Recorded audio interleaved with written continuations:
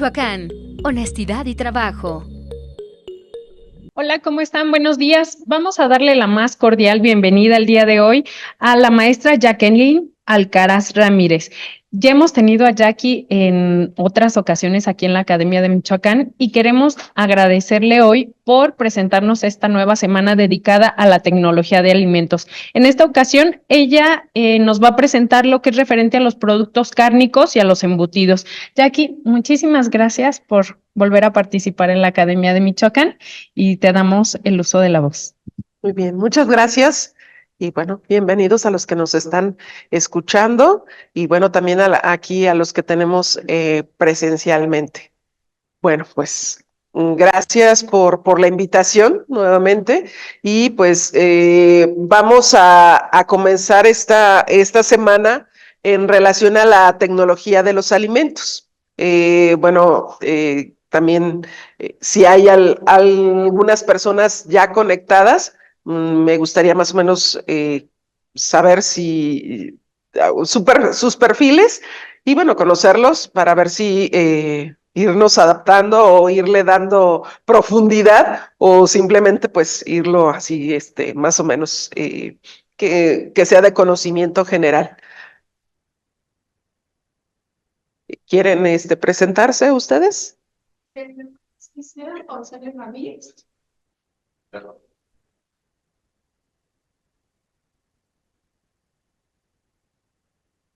Hola, mi nombre es Lizeth González Ramírez, tengo 20 años y actualmente estoy cursando la carrera de Ingeniería Bioquímica. Muy bien, bienvenida. Gracias. ¿Qué tal? Yo soy Juan Abraham González y bueno, yo ya soy egresado, tengo maestría en nutrición humana y pues bueno, me interesa más que nada un poco lo mismo de pues tecnología de alimentos, siempre me ha gustado, entonces pues aquí andamos. Muy bien, bienvenidos ambos. Y bueno, no saber si hay alguien ahí en línea. Por el momento todavía no. Muy bien, pues nuevamente gracias por la invitación y bueno, pues vamos a iniciar esta semana con tecnología de los alimentos y el día de hoy en específico es tecnología de los productos cárnicos, la carne, los productos cárnicos, los derivados de la carne. Y pues es lo que vamos a tratar el día de hoy. Y bueno, hay un enfoque en embutidos también, pero o sea, vamos a abarcar todos los productos cárnicos en general. Bueno, pues adelante. Ok. Bueno, como saben, bueno, también tengo y presento la Escuela de Fermentaciones Mitch, que bueno, abarca todas las fermentaciones, no nada más de bebidas, sino también de algunos productos alimenticios, como son, en este caso, los cárnicos. Hay también de quesos, de algunos panes o masas para la elaboración de panes y, bueno, por supuesto, las bebidas, ¿no? Lo que son la cerveza, el vino, las sidras, hidromieles, entre otros. Bebidas, tanto fermentadas como maceradas y también algunos destilados. Y bueno, damos en esta escuela de fermentaciones, damos consultoría, capacitación, asesoría para empresas de alimentos y bebidas. Los capacitamos y los ayudamos a certificarse en el manejo higiénico de los alimentos, también en sistemas de calidad como son HACCP, ISO y el FSSC, que son enfocados a la industria de alimentos. Y bueno, ahí tienen mis datos por cualquier cosa. Bueno, ¿cuál es el objetivo del día de hoy en relación a esta semana de tecnología de los alimentos y específicamente de productos cárnicos? Miren, me voy a enfocar mucho a lo que son alimentos de etiqueta limpia. Vamos a ver eso que quiere decir etiqueta limpia y todo de acuerdo también a la NOM 051, que habla sobre el etiquetado de los alimentos en relación a algunos sellos que presentan ya algunos alimentos y que es el etiquetado frontal en los alimentos para designar que tienen algún exceso de carbohidratos, de grasas, de sodio, bueno, entre otros, ¿sí? Y vamos a ver cómo es su desarrollo de estos alimentos de etiqueta limpia, cuál es su producción, cómo los podemos hacer saludables, nutritivos y funcionales. Vamos a analizar las tendencias actuales en relación a la producción de alimentos derivados de la carne y bueno, vamos a promover el emprendimiento en relación a los productos cárnicos y sus derivados. Bueno, hay varias cuestiones que vamos a tratar aquí y sobre todo, bueno, casi siempre en todas mis presentaciones, siempre trato de poner un fundamento para, pues, para que sepamos de qué estamos hablando. Ese fundamento, por ejemplo, en este caso de los productos cárnicos, vamos a hablar de qué es la carne, cuáles son los productos derivados de la carne o los productos cárnicos y a qué nos referimos con tecnología de la carne o tecnología de los productos cárnicos. Bueno, primero que nada, ¿qué es la carne? A veces damos por hecho de que, bueno, ya tenemos, vamos a las carnicerías y ya compramos o consumimos carne, pero ¿de dónde proviene la carne? ¿Cuál es el sentido de esta pregunta, ¿no? ¿Qué es la carne? Bueno, la norma mexicana nos dice que se entiende por carne la parte muscular comestible de los animales de abasto, ya sea reses, cerdo, pollo, pavo, cordero, ¿sí? También entran conejo, etcétera. Faenados en condiciones higiénicas. Faenados, pues quiere decir que, o sea, cuando se les da el sacrificio a los animales, se lavan, se limpian, se despiezan, se quita la piel, etcétera, etcétera. Todo eso se refiere a la faena en condiciones higiénicas. También, ¿qué incluye la carne? Porciones de grasa, hueso, cartílago, piel, tendones, aponeurosis, nervios, vasos linfáticos y sanguíneos que normalmente acompañan todo el tejido muscular. O sea, todo eso es la carne y de ellos vamos a hablar el día de hoy también. Bueno, pero el tejido muscular no es todavía la carne, tiene que pasar por ciertos procesos para que pueda ser considerado o puedan ser considerados carne. Sí, el tejido muscular no es carne hasta que pasa por ciertos procesos. Después del sacrificio, bueno, me entenderás de que pasan ciertos procesos bioquímicos, el metabolismo post-mortem, desaparece el ATP, desciende el pH a 5.5, o sea, generalmente estamos cercanos al 7, entonces baja al 5.5. Luego viene la parte del rigor mortis. El rigor mortis es cuando la carne, bueno, el músculo está más tenso, ¿sí? Sí, es cuando nos estiramos y así está el rigor mortis se refiere a la rigidez cadavérica que tienen en este caso los animales. O sea, esos cuando mueren, pues se quedan así todos tiesecitos. Entonces, ese es el rigor mortis. En esa parte del rigor mortis a la maduración hay una degradación de proteínas. La carne entonces empieza a ablandar y llegamos a la etapa de maduración. En la etapa de maduración es donde se genera el aroma y sabor y propiamente se ablanda la carne, ¿sí? Es donde tenemos aquí el punto idóneo en el que ya podemos decir que la carne o el músculo ya llegó a ser carne. Después de la maduración ya se sugiere el consumo. Después de ese tiempo ya pasamos a otra etapa que es donde llamamos putrefacción, o sea, se empiezan a degradar esas proteínas y el aroma y sabor son intensos, se degradan las proteínas y hay una actividad microbiana, ¿sí? Esa actividad microbiana, pues es la que va a degradar incluso el tejido muscular, ¿sí? ¿Cómo sabemos que ya un tejido muscular está degradado? Es cuando nosotros presionamos ese tejido muscular y se quedan marcados nuestros dedos. Por ejemplo, presionamos y ya, por ejemplo, la carne de pollo, ya se quedan impresos las marcas que nosotros hacemos. La carne de res, igualmente, si nosotros la presionamos, se van a quedar nuestros, o sea, nuestros dedos marcados, ¿no? Ahí van a estar. Entonces, todo esto es la transformación del músculo, el músculo en carne. Entonces, les digo, no podemos decir que la carne es luego que sacrificamos el animal. Tiene que pasar por un proceso para que pueda llamarse carne. Bueno, fíjense, para que la carne pueda ser carne, tiene que pasar por ese proceso, pero también hay un proceso que se llama demaduración. Ese proceso de maduración se recomienda que sea en frío, ¿sí? En temperaturas de refrigeración. Estamos hablando de unos 6 grados centígrados, en el que debe de empezar o debe de estar la carne para que tenga su maduración.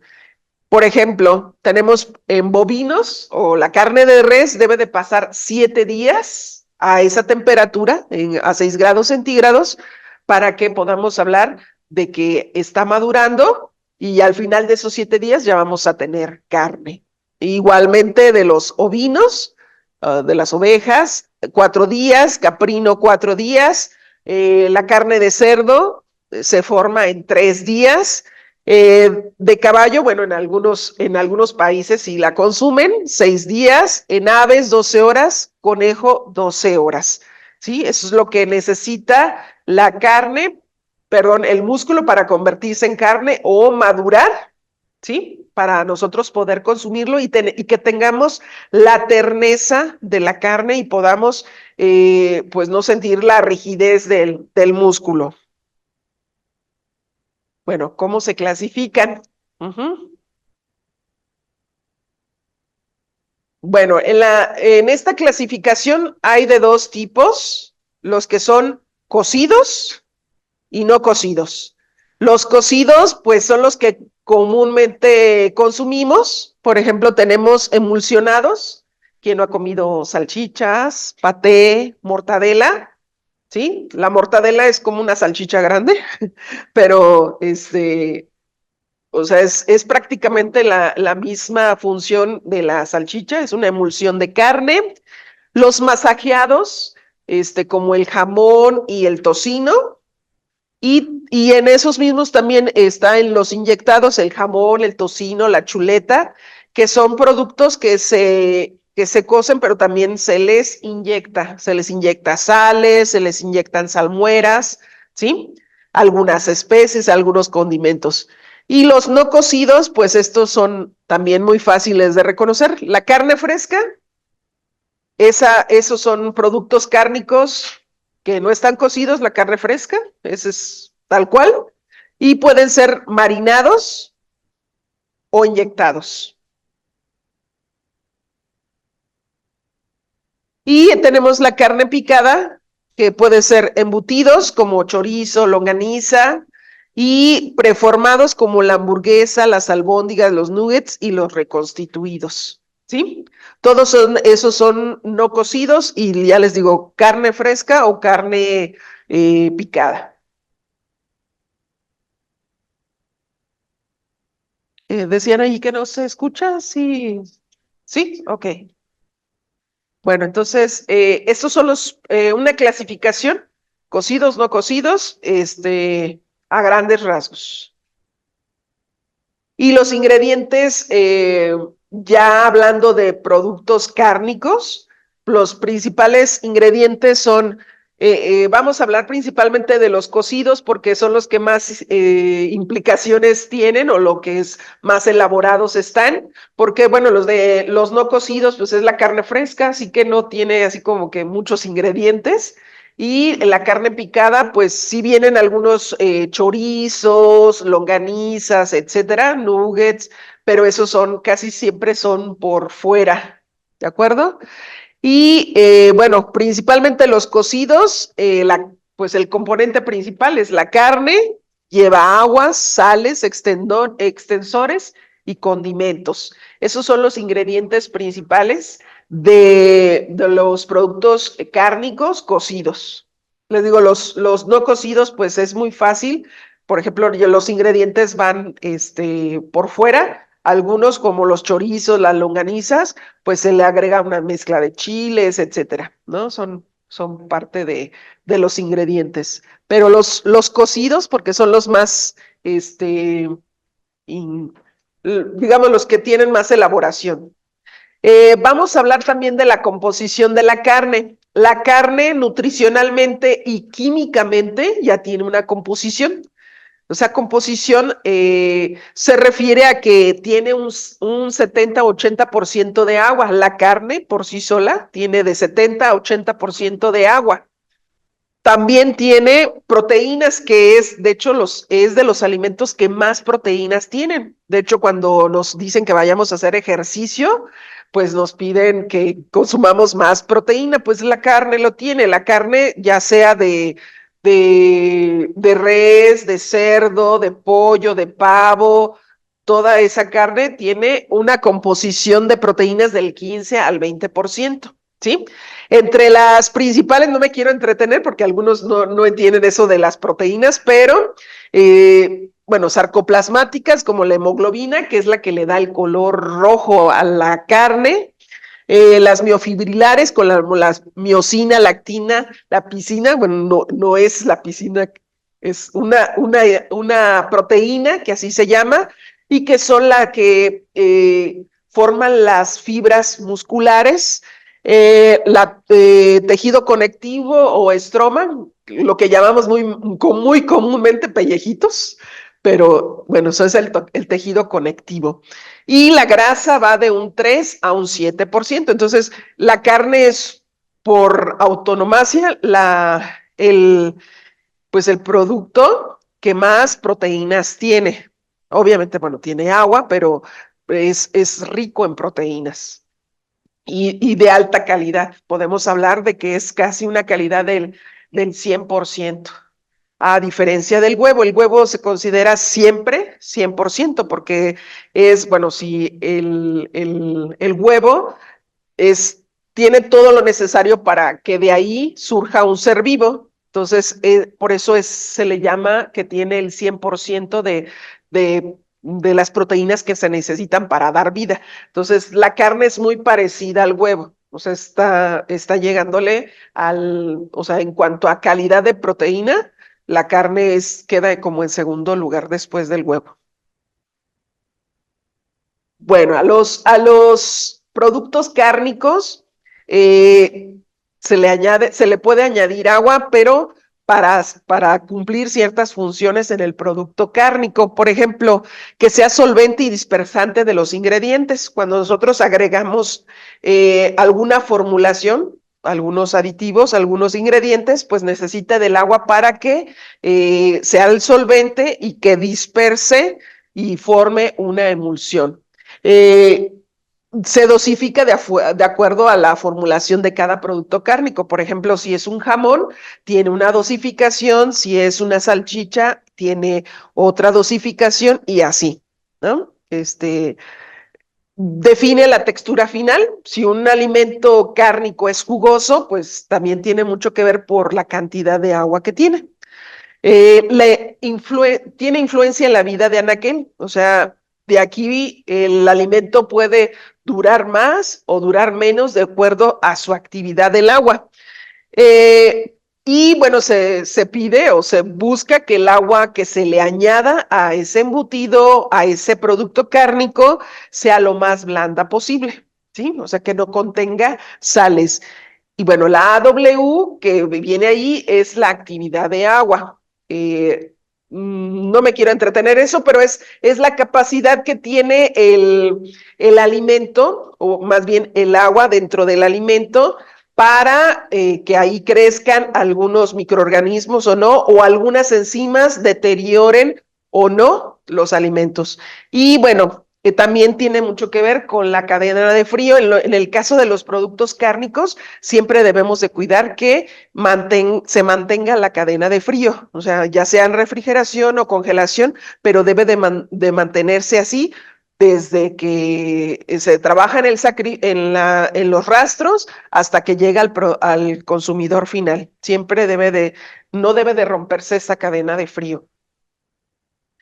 Bueno, vamos a empezar con los aditivos en los productos cárnicos y es aquí donde les pido que pongan mucha atención porque de aquí es donde puede surgir la innovación o aquello que podamos mejorar o queramos hacer que ese alimento sea más nutritivo o más saludable. Ahorita están muy satanizados los productos cárnicos porque primero porque pues es la carne, ¿no? Y ahorita también hay una cuestión inclusive social pues de no, pues no hacer sacrificio de animales innecesariamente. Entonces, esa parte que también está aquí involucrada, pues también le ha pegado a la industria cárnica, pero como les comento, o sea, sigue siendo el alimento con más proteína por antonomasia. O sea, eso definitivamente no le quita nada el puesto. Les digo, después del huevo es la carne, lo que más proteínas tiene. Bueno, uno de los aditivos más utilizados en los productos cárnicos, pues es las sales, ¿sí? Las sales, la sal común, la sal de mesa, la que utilizamos normalmente, se usa para potencializar el sabor, para reducir la actividad del agua, o sea, que el agua que no deteriore el alimento y pues para solubilizar las proteínas. Entonces, es muy importante tener la sal en estos productos porque también les digo, va a conservar un poco más. Las sales de curación o nitritos, que también se usan en los productos cárnicos, y aquí es donde también les digo, es muy importante porque estos los queremos sacar de la industria cárnica, son de los que dicen que producen cáncer, etcétera, etcétera. Entonces, hay dosificaciones en las que son seguras, pero también estamos tratando de sustituir estos nitritos, porque bueno, sí se han hecho estudios y pues sí, o sea, sí causan cáncer. Y bueno, ver otros productos que sean la alternativa, porque los nitritos no se usan nada más porque sí, tienen una razón. De hecho, pues hay una toxina, hay una bacteria que crece en la ausencia de oxígeno. O sea, que si no hay oxígeno, de todas maneras, esa bacteria crece, se llama Clostridium botulinum y produce una toxina que es mortal o te puede dejar con algunas deficiencias, porque, o sea, dependiendo de la dosis, pero la toxina botulínica, que luego se usa mucho para las cuestiones de belleza, pero bueno, si nosotros comemos un alimento enlatado, una carne enlatada que tiene esta toxina, pues olvídense, ¿no? Puede que no vivan para contar. Entonces, por eso es que los nitritos se utilizan, para evitar que esa bacteria crezca. También se usa para el desarrollo de color, sabor y el curado de la carne. No sé si ustedes han olido los productos cárnicos, tienen un olor característico, sobre todo los curados, el jamón, la salchicha, el salami, ¿sí? Y bueno, se usan también como conservadores para inhibir precisamente la proliferación microbiológica. En este caso, esa bacteria que les digo, que es muy peligrosa, no tanto la bacteria, sino la toxina que produce, que es la toxina botulínica. Otros aditivos muy usados y que también potencializan mucho el sabor es los fosfatos y tienen múltiples funciones, por ejemplo, para darle sabor, para darle sabor. De hecho, los fosfatos también en la agricultura también son muy utilizados precisamente para darle sabor. Por ejemplo, a las frutas se fertiliza con fosfatos para que le dé más sabor. Los fosfatos, el potasio, le dan más sabor a las frutas. Y bueno, los fosfatos en el caso de los cárnicos le dan sabor, textura, aroma, incrementan la extracción de las proteínas. Hay ligazón de los productos cárnicos, o sea, para que se formen las emulsiones, los jamones, las salchichas, que se cohesionen. Incrementa la capacidad de retención de agua, o sea, cuando nosotros usamos los fosfatos es para que el tejido cárnico no pierda agua, por eso es que los usamos. También son amortiguadores de pH, o sea, estabilizan el pH de la carne, entonces es para que no se, pues ese pH no llegue a a pHs de putrefacción, o sea, lo conserva pues también. Y también ayuda a no perder o sea, hay pérdidas o hay mermas durante la cocción, entonces ayuda mucho a no tener esas mermas, a no perder jugosidad y bueno, que se estabilicen las emulsiones como las salchichas. La salchicha es una emulsión de carne, proteínas y grasa que, así como la mayonesa es una emulsión, ¿sí? Las salchichas, el jamón, son también emulsiones de carne. Y bueno, esos son nombres, ¿no? Si no le entienden, pues no hay problema, ¿no? Pero son de los más comunes utilizados los fosfatos de estas especies en los productos cárnicos.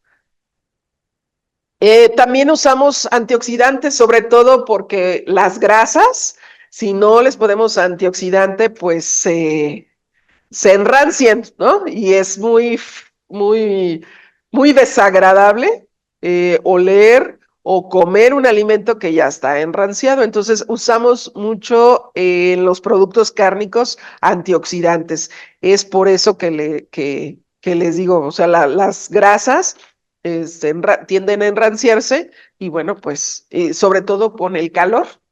Entonces, usamos antioxidantes.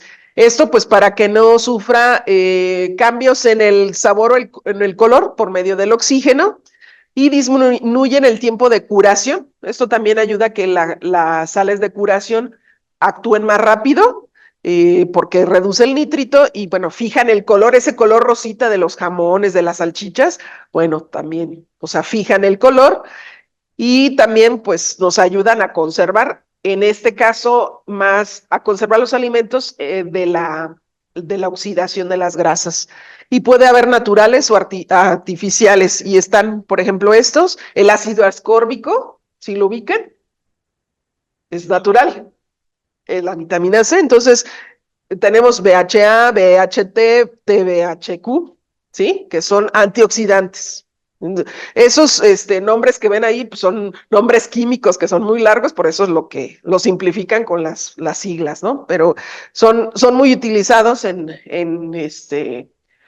como antioxidantes. Bueno, otros aditivos son los edulcorantes. Edulcorantes como ayudan mucho también con la actividad de agua. ¿Por qué? Hagan de cuenta que el agua está ahí y estos edulcorantes se disuelven en esa agua presente y se usa como sustrato en la maduración, es para ajustar el sabor. No sé si han probado luego los moles que le ponen sal, pero también un poquito de azúcar. Bueno, pues ahí también, o sea, en los embutidos también van los edulcorantes para redondear ciertas notas. Por ejemplo, si hay por ejemplo, algunas notas ácidas o picantes, bueno, con estos edulcorantes como que redondean. Sigue estando picoso, pero no, ya no lo sentimos tanto. Y bueno, pueden ser destrosa, maltodextrina, sacarosa, pues es el azúcar común, lactosa, fructosa, glucosa, dextrinas, entre otros edulcorantes. ¿Sí? Pero son estos son naturales, lactosa, fructosa, glucosa, sacarosa, pues son de los que comúnmente usamos, nada más que tienen los nombres científicos, ¿no? Saborizantes. ¿Cuáles son esos saborizantes? Mezclas de especias clavo, comino, perejil, ajo, cebolla, pimentón, orégano, hortalizas que también van, ¿sí? Oleoresinas de algunos, pueden ser también del clavo, de la pimienta, etcétera, de los ajíos o los chiles. Y bueno, su función es impartir sabor y aroma agradables a ese alimento. Entonces, estos van a ir de cajón. Otros aditivos, y estos ya son más para la producción en gran escala, pues hidrocoloides, son también aditivos de cadena larga que imparten viscosidad a baja concentración de su uso, o sea, con poquito tienen para eh, darle volumen. ¿Para qué se usan los hidrocoloides? Para darle volumen y retener a humedad, ¿sí? Ayuden a reducir la sinéresis. ¿Alguien sabe qué es eso de la sinéresis? La pérdida de agua, o sea, que el producto, no sé si les ha tocado ver que luego sale una agüita, un líquido, eso es sinéresis, evitar la sinéresis o reducir, sobre todo se usa en los productos económicos, porque como les digo, con poco se hace mucho, ¿sí? Le da mucho volumen, mucha textura. Y además, bueno, decían mucho, a nosotros cuando estábamos en la escuela nos decían que las salchichas entre más baratas es porque le ponían esto, ¿sí? Entonces se utilizan mucho estos que son carrageninas, que vienen de las algas, es iota o capa, o son los tipos, y las gomas santana suspende sólidos en salmuera, son los más comunes. Todos son de extracción natural, ¿eh? No son proteínas extras, o sea, si ya la carne es proteína, se le puede agregar otras proteínas, como extensores, es como hacer, o sea, ponemos poquita carne y le metemos proteínas externas y nos va a aumentar o darle volumen, ¿sí? Y hace que los productos sean más rendidos, más rendidores, le dan más estabilidad a la vida de anaquel. Y pueden ser de origen vegetal, concentrados o aislados de soya, de maíz. De origen animal, pueden ser del suero de la leche, del plasma sanguíneo o colágeno. Los colágenos, el colágeno, pues generalmente ustedes no necesitan comprar colágeno hidrolizado porque se lo pueden comer en la gelatina, ¿sí? La gelatina está hecha de colágeno. Y entonces, bueno, ahí está. Y las funciones es emulsionar la grasa, o sea, que no se vea la grasa en un embutido. Ustedes han visto que la grasa esté como separada, está integrada en las salchichas, en los jamones. Entonces, lo que hace es que se emulsione y o sea, no se vea la grasa, pero ahí está. Reducir la sinéresis también, o sea, sirve para atrapar humedad. Le aporta textura, retiene agua y aporta elasticidad a ese producto cárnico. ¿Sí? ¿Hasta aquí alguna duda? No. Bueno, otro de los productos, aparte de los hidrocoloides que ya les mencioné, también, dice de las salchichas de a 2 pesos, ¿sí? Porque sustituye grasa y sustituye la carne, o sea, sustituye la proteína.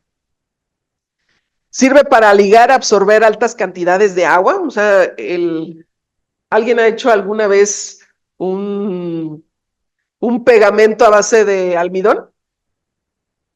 El- bueno, pues también acá funciona casi para lo mismo. Eh, es para que no se vayan a desnaturalizar, no se vaya a perder la forma, el embutido que estamos haciendo, o sea, que se mantenga de una forma establecida en el caso de las salchichas, en el caso del jamón. Mejora la textura, la firmeza, la cohesión. Es un agente de relleno. Ahí lo tengo que decir, está ahí, está de relleno. Reduce costos, disminuye mermas por cocción y sustituye la grasa por almidón por su bajo costo. El almidón, pues, es más barato. Fuentes de almidón, maíz, tapioca, papa, arroz, y pueden ser nativos, funcionales o modificados, o sea, que sufren alguna transformación. Y bueno, generalmente se usan almidón de maíz modificado para darle cierta estructura a los jamones. Bueno, ¿hasta aquí alguna duda? Dígame. Hola Jacqueline, ¿qué tal? Yo tengo Buenas. una duda respecto a la bacteria Clostridium, creo que sí se llama, ¿verdad? Clostridium La que botulinum. produce la toxina botulínica. ¿De qué manera se puede saber, obviamente sin emplear un equipo especializado, de qué manera se puede saber si se tiene ese, como, ¿cómo se puede decir? Como una especie de evidencia de que te haga dudar de que si esa carne es apta para el consumo o no? Si tiene algún aroma, algún color o algo que te diga, ¿sabes qué? Esto no. Ahí es precisamente lo difícil porque no expide ningún aroma y no se ve algo, pero bueno, en los productos cárnicos enlatados o embolsados al vacío, sí se puede determinar porque, bueno, en la lata, si está abombada, ya quiere decir que hay una generación de gases que, bueno, la bacteria, pues por su forma de vida, pues expulsa CO2 y entonces empieza a inflar la lata. Entonces, esa lata ya es de riesgo, o sea, ya no consumir el producto que viene dentro porque pues seguramente nos va a causar algún daño. En los productos al vacío, en específico los cárnicos, a veces se usa el tratamiento en empaques de vacío. Entonces, si un empaque de vacío no está al vacío, sino está inflado, pues es también otra señal de que pues el producto ya no está en condiciones que ya es probable que esté ahí la Clostridium botulinum, porque bueno, es su forma de vivir. Viven en ausencia de oxígeno, o sea, generalmente los vas a encontrar precisamente en enlatados y en productos que han sido empacados al vacío. Entonces ahí sí si están abombados, es señal de que puede estar ahí Clostridium botulinum. No sé si respondí tu pregunta. Bueno, ahora vamos a las fases del procesamiento. Bueno, lo primero, obviamente el animal, ¿sí? Pasa a un estabulador, o sea, donde va a ser después pasado a un rastro y va a ser sacrificado, ¿sí? Después del sacrificio, pues vienen estas etapas, ¿no? El despiece, el triturado, el picado, eh, el mezclado, el volteado, si nada más se tiene que dar vuelta, la salazón, el curado, el sazonado y aplicación de ingredientes no cárnicos, como los que ya vimos, los aditivos que ya vimos. Si va a ser embutido, pues se usan tripas u otras fundas similares. Por ejemplo, para los salamis, pues se usan fundas o algunas tripas más gruesas. Eh, con las mezclas de la carne de relleno, se seca y fermenta si así lo requieren. Los salamis crudos si tienen esta fermentación. Si es necesario, se ahuman, por ejemplo, las chuletas, se les da este tratamiento, ya sea en caliente o en frío, y si hay que hacer alguna pasteurización, pues se hace un tratamiento térmico o esterilización, tanto de las salchichas, de los jamones, ¿de acuerdo? Y bueno, ahora vamos a lo de etiqueta limpia. ¿Qué es eso de etiqueta limpia? Aquí es donde entra la parte de la innovación, tanto de ingenieros en alimentos como inclusive de la gastronomía. Es importante que también nos hagamos de personas que conozcan de la gastronomía para ver en dónde entran ellos con la innovación. Y lo de la etiqueta limpia pues es los de tener aditivos o ingredientes naturales, ¿sí? Ahorita les voy a pasar otra laminita, donde viene qué es eso de etiqueta limpia. Debe de cumplir con 3 requisitos, la etiqueta limpia. Ahorita se las dejo para la siguiente. Sumamos a este renglón pues los avances de tecnológicos para reducir los niveles de sodio. Ahorita pues las personas que padecen de presión arterial o problemas cardiovasculares pues les prohíben así los cárnicos y bueno, en este caso los embutidos, todo lo que tenga que ver con alimentos curados o en este caso jamones, salchichas, chuletas, no pueden por su cantidad de sal, ¿sí? La sal está ahí por una razón, porque pues es lo que nos permite conservar ese alimento por más tiempo, pero por ejemplo las personas con estas afecciones pues no pueden consumirlos. También pues la grasa, ¿no? También disminuir la cantidad de grasa en los productos cárnicos también es uno de los retos, pues de la manera de buscar que el alimento sea saludable o saludable consumirlo. Entonces, pues sí, es también sin que le bajemos a sus cualidades sensoriales. O sea, la grasa casi siempre le da buen sabor a la carne. Entonces sí es algo que también se busca, que tenga su grasita, pero bueno, para cuestiones de salud, pues sí, también disminuir. Cabe mencionar que la carne en general tiene ácidos grasos buenos, o sea que son esenciales para la producción de hormonas, de que nuestra piel esté en buenas condiciones, etcétera. Entonces, sí dicen no consumir ácidos grasos trans o ácidos grasos de cadenas muy largas, pero también la grasa tiene ácidos grasos buenos. Entonces, que también ayudan mucho a la salud cardiovascular, pero pues hay que potencializar unos y quitar los otros, entonces pues hay que trabajar en eso, es un reto. Y bueno, lo de etiqueta limpia, esto es lo mismo, nada más que encontré esta imagen que a lo mejor, o sea, una etiqueta limpia es una lista de ingredientes sencilla, corta, fácil de entender. O sea, si a ustedes me presentan una etiqueta ahí que no le entiendo,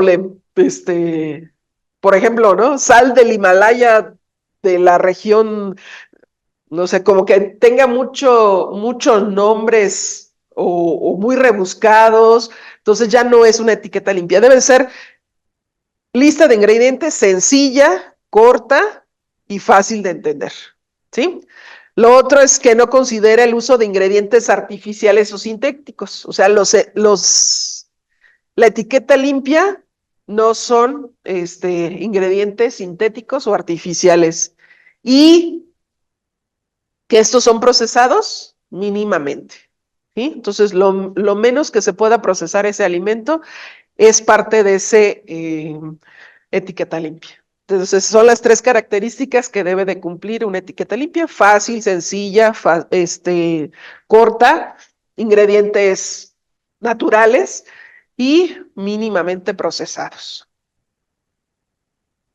Bueno, otra aquí también entra parte de la innovación, los empaques. Ahora, con la parte de la sustentabilidad, pues un producto cárnico es muy difícil que se venda así nada más. Necesitamos una bolsa, un empaque, o sea, no nos llevamos un pedazo de carne a nuestra casa así nada más. O sea, lo tenemos que poner en un empaque, ya sea rebanado, ya sea picado, ¿sí? O sea, no nos llevamos la carne así, o sea, necesitamos un empaque, ¿sí? Desde los más sencillos hasta los más, que ya tienen ciertas tecnologías. Por ejemplo, atmósferas controladas. Por ejemplo, que se sustituye lo que es el oxígeno por nitrógeno o por CO2, ya es un alimento con una atmósfera controlada o modificada. Y hay envases eficaces desarrollados por tecnología de conservación, pues que sean de envases funcionales activos, que contienen agentes microbianos, o sea que esos envases funcionales activos es que ya en su interior tienen agentes antimicrobianos, o sea, tienen antibióticos, digamos, en la parte interna del del envase, ya sea flexible o rígido. Y le ponen también láminas comestibles de propiedades de alta barrera, o sea, ya vienen capas, por ejemplo, se ubican como está el Tetra Pak, que son varias capas. Entonces, así, o sea, hay envases para cárnicos que ya tienen estas capas, y aunque parezca una bolsa sencilla, pero ya vienen con esas 1, 2, 3 capas que son barreras que impiden pues que se vaya a romper o que entre algún agente microbiano. Otro punto importante es la trazabilidad. Nosotros debemos de saber de dónde viene ese producto, la carne, de dónde viene, ¿sí? De qué rastro, inclusive de qué establo viene esa carne. Eso es porque ahí podemos detectar si los animales no estuvieron enfermos, no se les aplicó algunos antibióticos, hormonas, etcétera, etcétera. Entonces, es importante que tengamos ese control desde la recepción, almacenamiento, elaboración y expedición. O sea, desde que llega hasta que sale, tengamos la trazabilidad de todo ese producto y, bueno, controlar lo que es el peso, temperaturas, pH, humedad, que influyen en la calidad y los resultados microbiológicos y físico-químicos. O sea, cómo está nuestro alimento.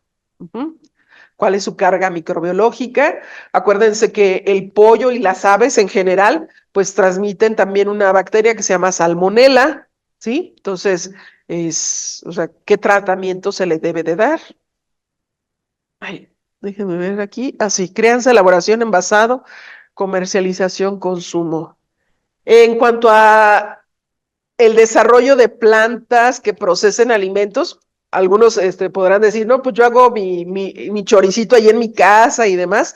Bueno, si esto lo quieres seguir haciendo, no hay problema, hay formas de hacerlo caseramente, pero pues si tú quieres hacer de esto un negocio, pues tienes que trabajar con ciertas normas de higiene, con ciertos equipos, aunque siga siendo artesanal, ¿sí? O sea, de lo artesanal pasamos a lo profesional o profesionalización de esto artesanal. Y no quiere decir que deja de ser artesanal, ¿sí?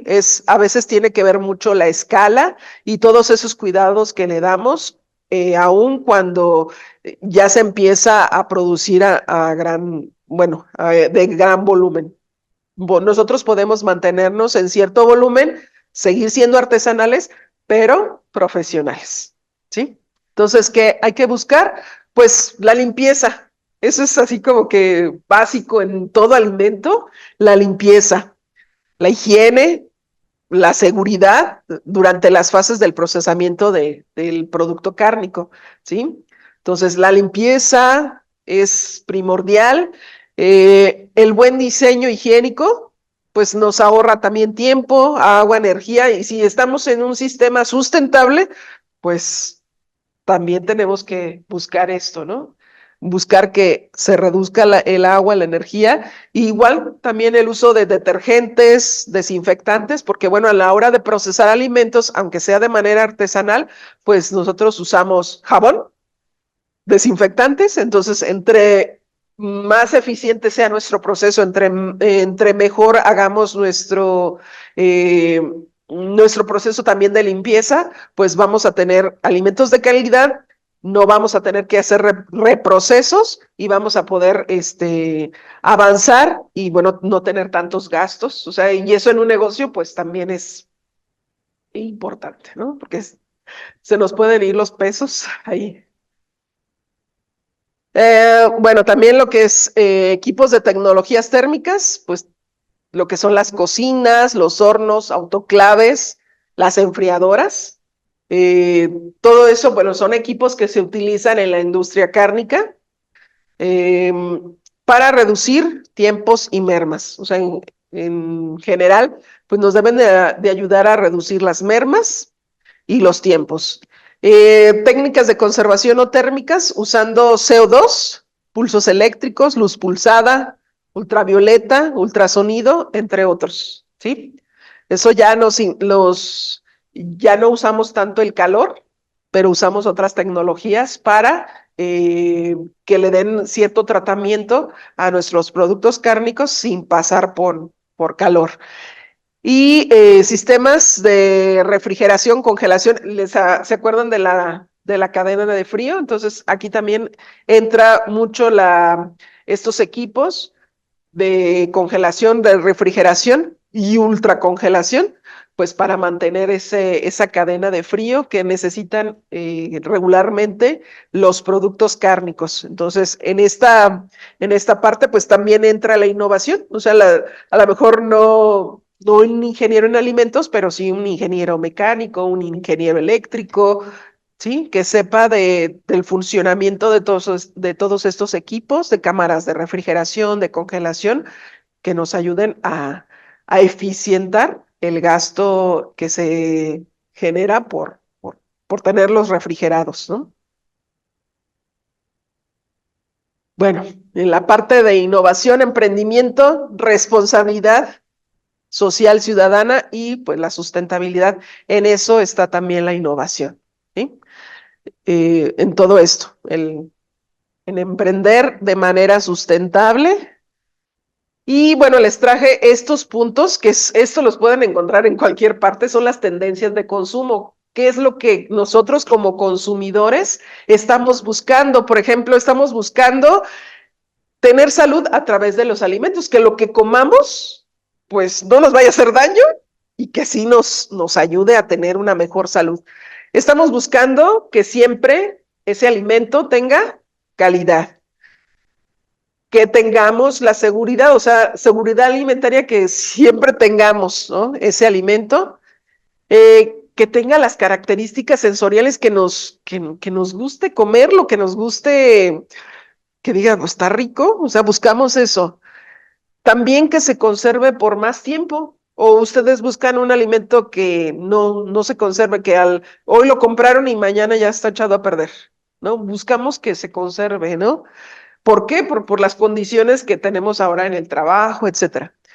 Sostenibilidad, o sea, que sea fácil de conseguir, o sea, hablando de económicamente, pues que sea fácil de conseguir. ¿No se han fijado que últimamente los precios suben y suben y suben? No, van al mercado y ya la cebolla costaba 30 pesos, hoy cuesta 50 pesos, dices, ay, ¿cómo? ¿No?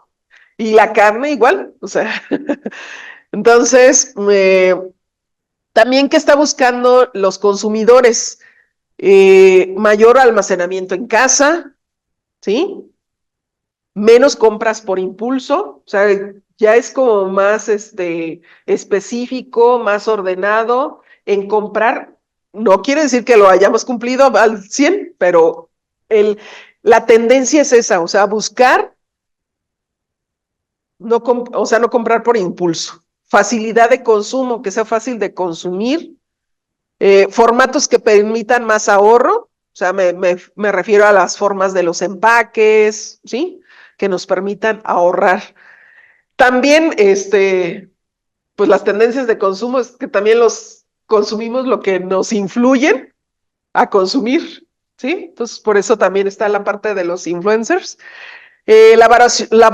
Valoración de los productos, o sea, valoramos un producto, pues cuando es artesanal, cuando es hecho en casa, lo valoramos. Que los precios sean accesibles, compras en tiendas de proximidad, o sea, que sea también, no tenernos que desplazar tanto para conseguir un alimento. Y la confianza en las marcas, o sea, también ya si hablamos de cierta marca, ya decimos, pues si es de esta marca, sí es bueno, ¿no? Y pues también andamos buscando novedades, ¿no? Ya a lo mejor ya no estamos buscando el jamón así común y corriente, ahora vamos a buscar el jamón de pescado, por ejemplo, ¿no? ¿Cuál es el resultado de la innovación? Que los productos cárnicos ya empiecen a combinar con proteínas vegetales, ¿sí? De origen vegetal.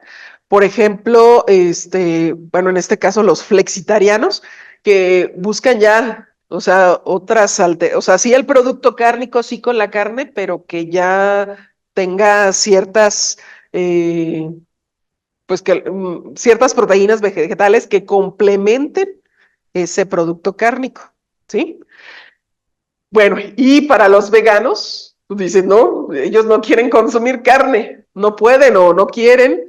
Entonces, hay análogos cárnicos que sin ser carne, pues parecen, ¿no? Y bueno, está también esa parte, o sea, está entrando con mucha fuerza también por el cuidado de los animales, etcétera, la concientización de los sacrificios del animal, etcétera. Entonces, bueno, están, ¿no? Y hay otros que pues también nos gusta la carne, y pues también, ¿no?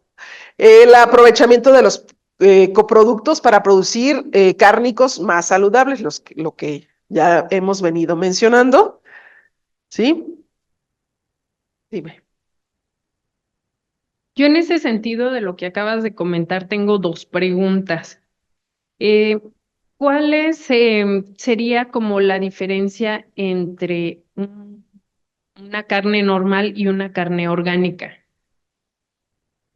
Bueno, vamos a explicarlo. Ajá, y bueno, y te digo de una vez mi segunda pregunta. ¿Qué tan viable es cambiar la carne por algo vegetal?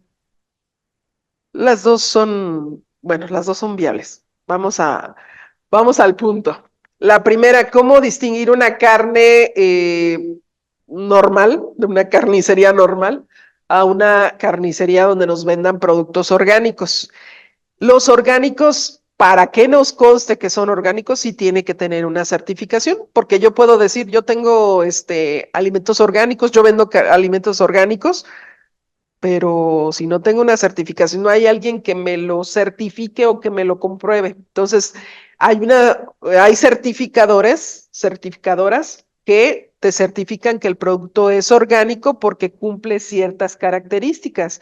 Por ejemplo, que no ha sido el animal, no fue alimentado con productos, hormonas o que tiene algún alimento que no fue orgánico, porque también aquí es donde viene también la parte de trazabilidad. O sea, en los alimentos orgánicos, de hecho, trabajan mucho con lo que es la trazabilidad, desde dónde viene incluso el alimento que consume el animal que va a ser sacrificado. También las prácticas de sacrificio, como son, si usamos agentes, los aditivos que sean orgánicos, de dónde provienen, inclusive hay alimentos cárnicos que son kosher, por ejemplo, que son de la comunidad judía para la comunidad judía y deben de tener ciertas especificaciones que cumplan con esa certificación kosher, ¿no? Y orgánicos también, o sea, y para que nos conste debe de estar certificado, porque les digo, puedo yo decir, son orgánicos. Otros términos que se han sustituido por orgánicos, no sustituidos, sino que se usan en lugar de, suena lo mismo, pero no lo es. Por ejemplo, huevos de gallina libre. O sea, que está, la gallina no está estabulada, no está en un lugar donde no tenga movimiento. Igual los bovinos, pues es de como cierta carne allá en Japón, que está el animal, pues hasta música le pone, ¿no? Y cosas así por el estilo, pues es una forma, ¿no? Pero eso solo lo puedes saber mediante una certificadora que te emite un certificado de que es orgánico o que es kosher, etcétera, etcétera. Entonces ahí es importante eso. Podemos decir que es crianza natural, podemos decir que es crianza buscando que el animal no sufra sacrificio de no sufrimiento, cosas así por el estilo, pero pues lo orgánico, así como tal, sí debe de estar certificado, ¿sí? Es por medio de certificaciones.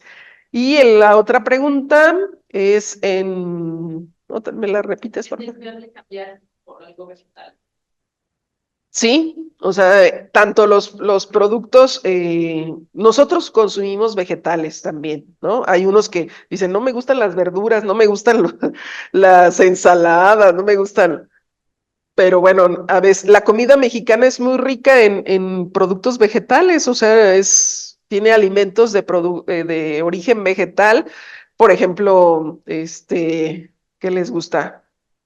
Pues las corundas, por ejemplo, ¿sí? Las rajitas, las tortitas de papa, ¿no? Y ahora que, bueno, ya se viene también, los tamales. Los uchepos, muy bien.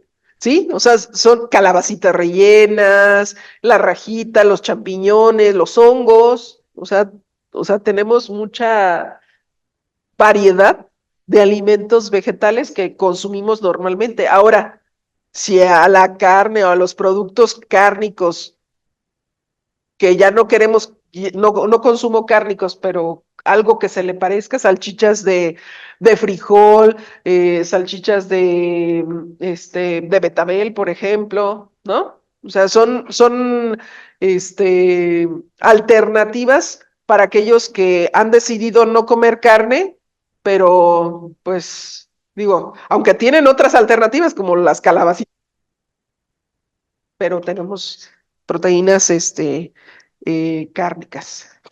Por ejemplo, yo, Jacqueline, yo te quiero comentar, a mí en lo personal no me gusta la carne, no toda, pero por ejemplo me gustan las salchichas, ¿no? O sea, me gusta la salchicha, me gusta el jamón y todo el mundo dice que eso pues está hecho de como de las sobras, ¿no? Y digo, ay, o sea, no me como la carne buena, pero sí me como este tipo de cosas. Yo he tratado de sustituir Yo he tratado de sustituir ese tipo de cosas con alpiste, por ejemplo. A mí me ha funcionado eso, no sé si sea lo adecuado o qué vegetal pudiera usar yo para sustituir pues las proteínas que me da la carne, pues para poderme deslindar definitivo, ¿no? Pero no tener como la necesidad de comer esas cosas. Sí, bueno, es muy difícil, o sea, como les decía al principio, es muy difícil sustituir la carne al 100%. O sea, las proteínas que te da la carne, los ácidos grasos que te da la carne, algunos son insustituibles, pero bueno, podrás hacer alguna combinación de ciertas semillas.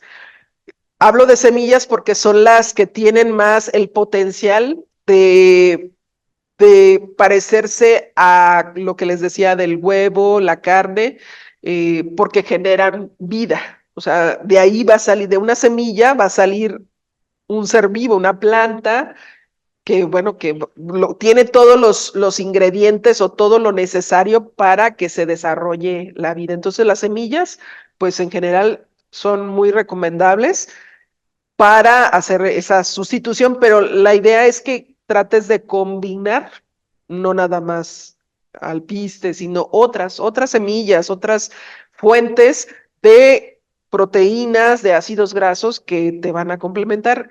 Y bueno, a lo mejor no sé qué tanta aversión tengas a la carne de pescado, por ejemplo, a los champiñones, a los hongos. Los hongos, de hecho, dicen, y bueno, ya hay investigaciones de que casi es como la carne menos ácidos grasos.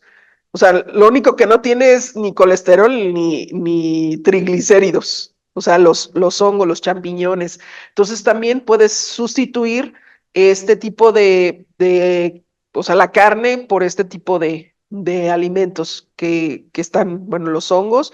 Muchos de ellos también son adaptógenos, que quiere decir que en nosotros nos van a regular ciertas funciones. Por ejemplo, si tienes tendencia a la diabetes, a la presión arterial alta, al cáncer, estos hongos, como les digo, adaptógenos, nos ayudan inclusive a nivelar nuestros niveles de cortisol, que bueno, nos hacen em, generar ciertas moléculas cancerígenas o ciertas células cancerígenas, entonces nos ayudan. Este tipo de hongos son muy buenos en ese sentido. No es lo único que hay o sea, yo les digo, no hay alimento mágico, es siempre como que en la variedad está irlos incorporando, ¿no?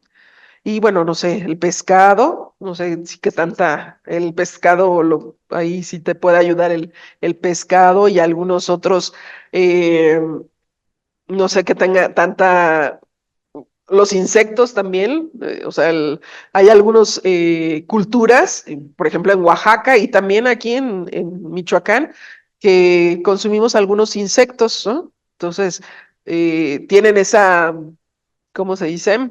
Pues esa cultura por necesidad o porque ya le encontraron el gusto, ¿no? No le tienen aversión a los insectos. Entonces, pues hay gusanito, el gusano blanco, los gusanos del maguey. Entonces son la hormiga chicatana que también te pueden, dar estas proteínas de alta calidad, ¿sí?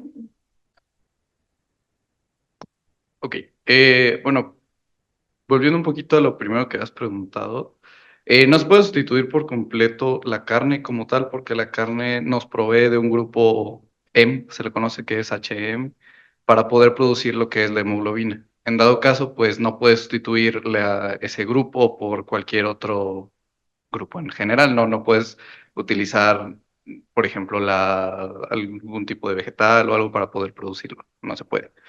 Entonces, lo que sí puedes es igualar la cantidad de proteína que te aporta la carne. ¿Cómo la puedes igualar? Regularmente se hace es combinar lo que son los cereales con la proteína vegetal. ¿Por qué? Porque ya de por sí los cereales tienen una cierta cantidad de proteína y combinada con la proteína vegetal ya te aporta un poco más la cantidad. Pues no la misma, pero probablemente sí cercana a la misma proteína. Y pues eso es en general como lo que podrías utilizar. Lo que usan mucho de ejemplo es ¿cómo se le conoce? La combinación de frijolitos y arroz, se me fue el nombre del platillo. Ah, exactamente, sí, la morisqueta es un gran ejemplo, por ejemplo, de cómo puedes llegar a la cantidad de proteína que te aporta una carne, por así decirlo. Y pues, esto es lo que quería. Muy bien, Sí. gracias.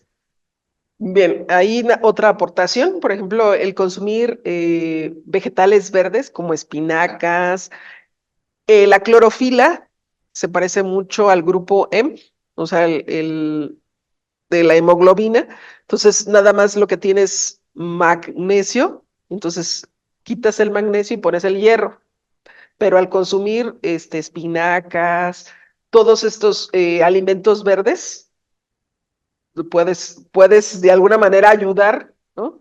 A, te digo, no se pueden al 100, pero ayuda, ¿sí? Entonces, bueno, no sé si alguna otra pregunta, sino para seguirle.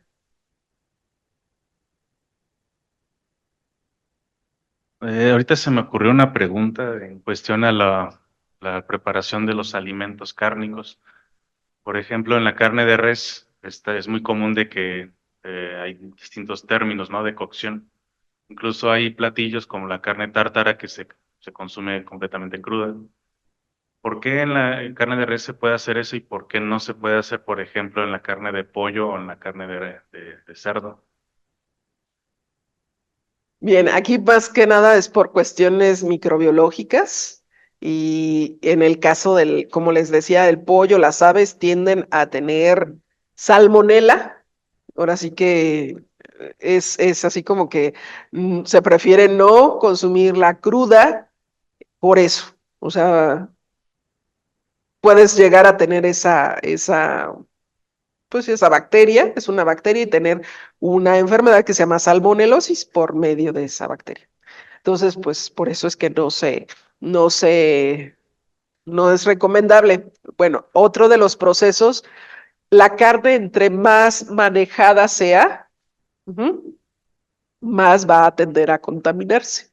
La carne por sí sola es estéril, o sea, no tiene, pues bacterias, o sea, cuando se hace el sacrificio del animal, o sea, mientras no cortes ese pedazo de carne, está estéril, ¿sí?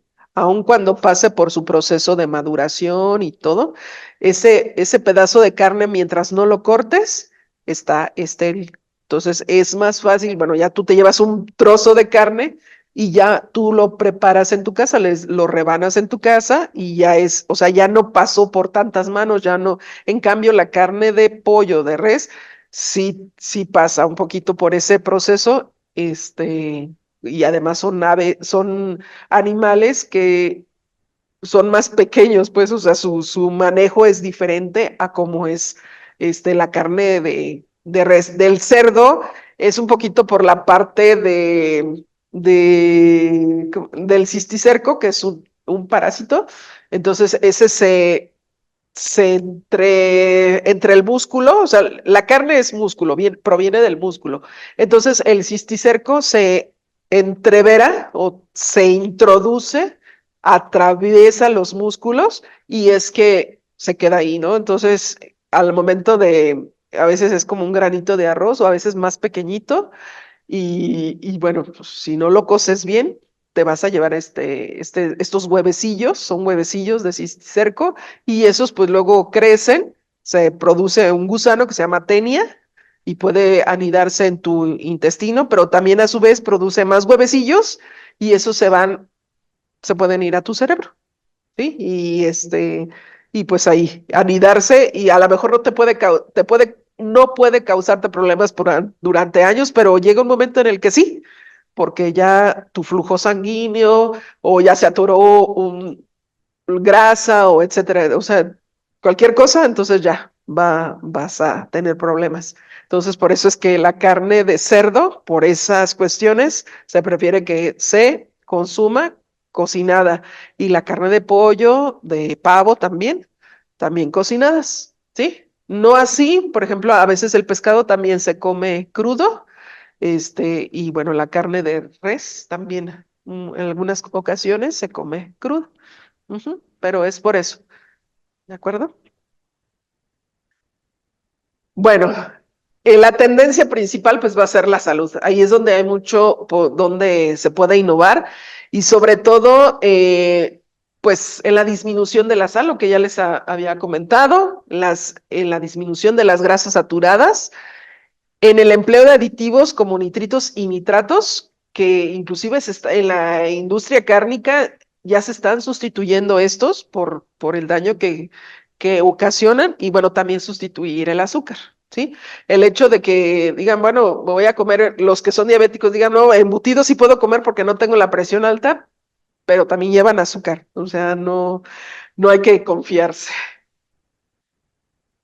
Nuevos ingredientes, la reincorporación de chía, la quinoa, el amaranto.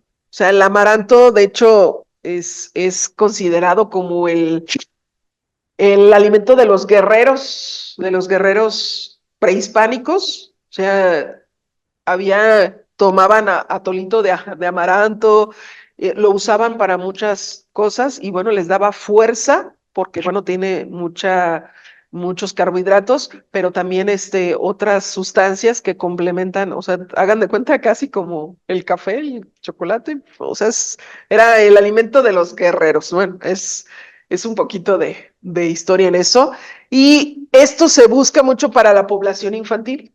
O sea, sustituir la carne por chía, quinoa y amaranto para la población infantil, que les aporte pues todos estos nutrientes. Elaboración de productos con ácidos grasos omega 3, ¿sí? Inclusive, bueno, hay un estudio por ejemplo, con alimentar a los pollos, a los pavos con flor de cempasúchil, porque genera grasas con ácidos grasos omega 3. Ujú. Entonces, no nada más le aporta color a la carne, porque bueno, sí, el color del cempasúchil pues es amarillo y anaranjadito, entonces le aporta color a la carne, pero también le aporta estos ácidos grasos omega 3 que son muy buenos, y bueno, obviamente reducir los nitratos y el sodio hasta en un 25%. Si nosotros reducimos en los productos cárnicos el sodio en un 25%, ya estamos casi que, ¿sí? Salvándola.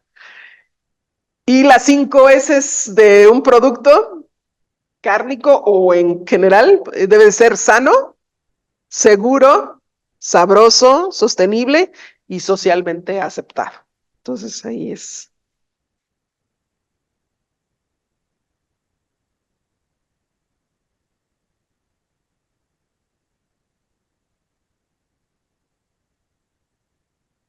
Tendencias ahora del sector cárnico, que el producto cárnico me cuenta una historia, ¿sí? La revolución de los análogos, como les comentaba, de la chía, el amaranto, la sostenibilidad, investigación, desarrollo e innovación al servicio de los consumidores, ¿sí? Para desarrollar un producto cárnico idóneo. La experiencia sensorial, o sea, un alimento debe de darme una experiencia sensorial, ya no nada más estoy buscando alimentarme nada más porque sí, o sea, no estamos en la prehistoria de que matábamos un mamut y nos lo comíamos y ya, ¿no? Uso de macronutrientes reconocidos como benéficos, como la fibra dietética. La fibra debe de estar en estos productos cárnicos, productos cárnicos fusión, dirigido a los millennials. ¿Quiénes son nuestros consumidores ahora? ¿No? ¿Qué generación somos? ¿Sí? ¿Quién es millennial?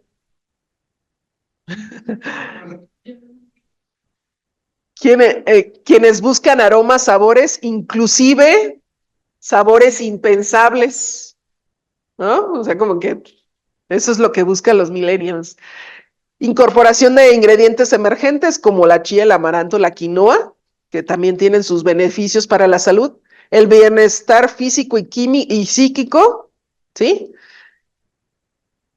Y productos cárnicos personalizados enfocados al determinado grupo de la población por su nivel económico, por su necesidad específica, celíacos, intolerantes a la lactosa, etc. Ay, ya. Y ya. Gracias. Haciendo el comercial, pues miren, en relación a los productos cárnicos, daremos un curso de marinados preformados y cubiertas para el 7 de febrero, alternativas basadas en plantas, aquí lo que decía Morelia,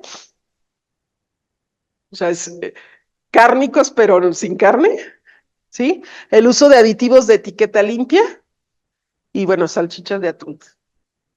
Ajá. Sí, son alimentos que parecen cárnicos, pero no lo son. Son productos basados en plantas.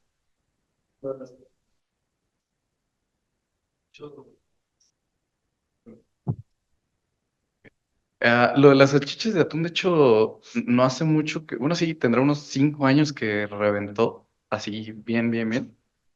Y la verdad es de que sí tiene bastante aporte de proteína más que las pues, salchichas normales, obviamente, por lo mismo de que están hechas de atún. E incluso también sé que hay tortillas Ujú, de chapulín que obviamente también aportan muchísima más proteína que una tortilla normal, por lo mismo de que pues no está hecha de un carbohidrato, está hecha directamente de un insecto. Y ujú, pues sí, está interesante. ujú. Bueno, pues ahí te enseñamos a hacer salchichas hacerlas, ¿sí? Sí. Y los chapulines, pues fíjense, ahorita en el campo, sobre todo en los cultivos de maíz, los chapulines es una plaga. Entonces, pues nada más es cuestión de colectarlos.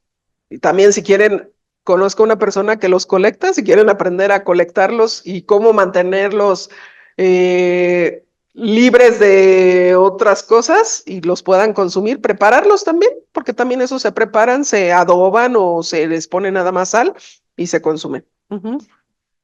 En el de alternativas basadas en plantas, enseñan a hacer el falafel.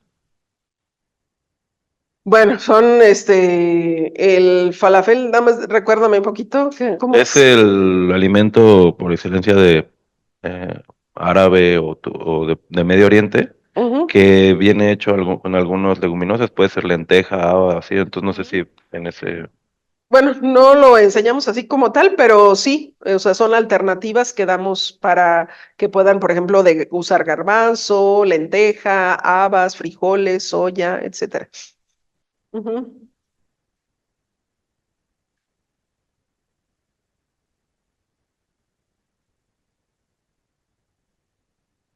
Mencionaba que para que la carne se consuma no debe de romper su cadena de enfriamiento.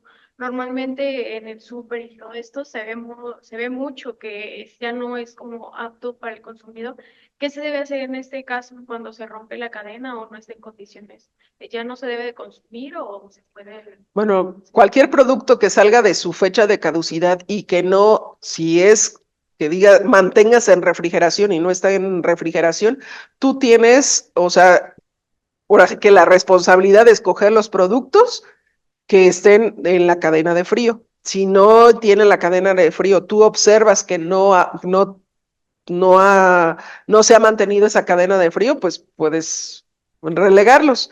En este caso, bueno, también hay otros grupos que, bueno, los reutilizan, a lo mejor no para producir ciertos alimentos, o sea, porque inclusive los centros comerciales pues deben de dar de baja esos alimentos, o sea, es todo un proceso, no es nada más de que ya pasó su caducidad y los tiramos, no, o sea, tienen todo un proceso tanto fiscal, porque pues todo ese es dinero pues que se va a la basura, ¿no? Entonces tiene inclusive si va a ser donado, tiene que cubrir o tiene que cumplir con ciertas características.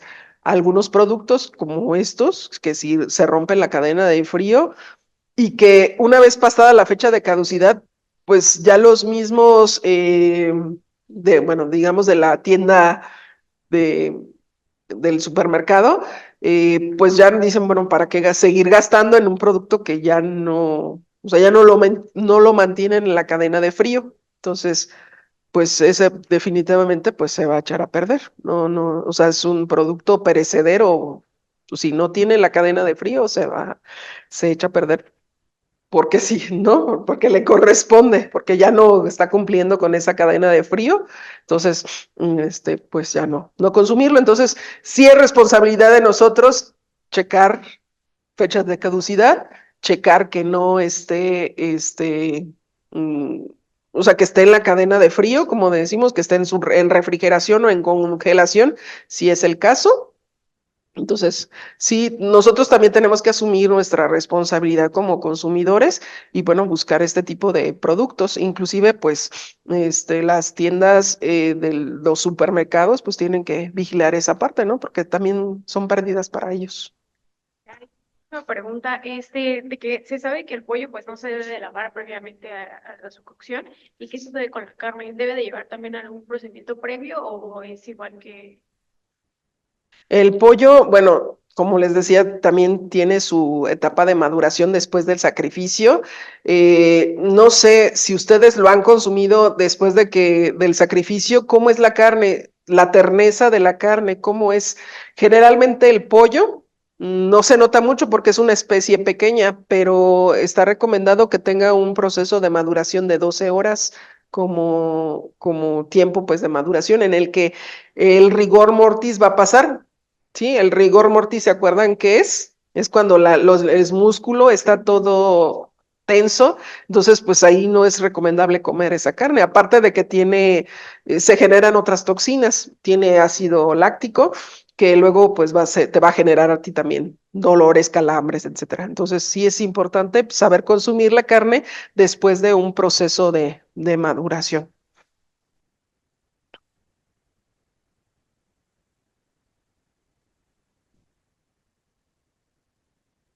Bueno, pues vamos a concluir el día de hoy esta capacitación denominada Productos Cárnicos y Embutidos, dedicada en la Semana de Tecnología de Alimentos.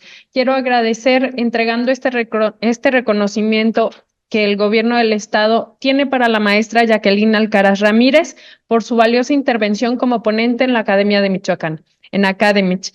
Y esta ponencia está siendo realizada el día 15 de enero del 2024 en Morelia, Michoacán, en las instalaciones de la SEDECO. Maestra, te entrego reconocimiento que firma mi secretario de Desarrollo Económico con el gusto de que hayas estado con nosotros y de que estés con nosotros toda la semana. Serán bienvenidos el resto de la semana aquí en la Secretaría o de manera virtual si así lo desean. Muchísimas gracias. Muchas gracias.